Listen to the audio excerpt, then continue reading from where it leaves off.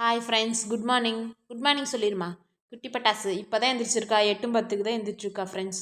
சரி, நம்ம இவ கூட பேசிகிட்டு இருந்தால் டைம் ஆயிரும். சீக்கிரம் போய் இவளுக்கு கொஞ்சமாக தண்ணி கொடுத்துட்டு வேலையை ஆரம்பிச்சுவோம்.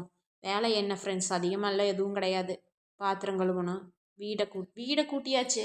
பாத்திரம் மட்டும் 2 இருக்கும், அதை மட்டும் கழுவிட்டு அப்புறம் என்ன இவளுக்கு வயிற்றுக்கு ஏதாவது கொடுக்கலான்னு பார்த்தா பெட்ஷீட்டெல்லாம் மடிக்க வேண்டியதாக இருக்குது.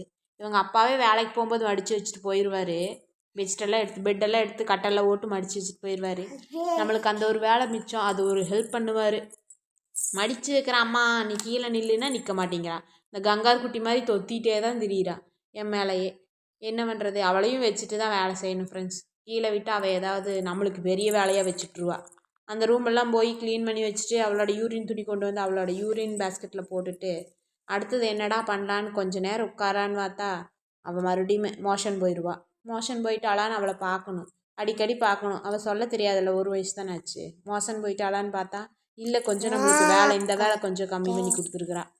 கொஞ்சம் லேட் ஆகும் போல் அவள் மோஷன் போக. சரி விடு, சரி போடா வா, நம்ம போய் நீ இவளுக்கு ஏதாவது வகுத்துக்கு கொடுக்கலான்னு போய். இன்றைக்கி ரசம் வைக்கல ஃப்ரெண்ட்ஸ், பொரியல் எதுவுமே செய்யலை. நாங்கள் எந்திரிச்சதே 8 மணிக்கு தான்.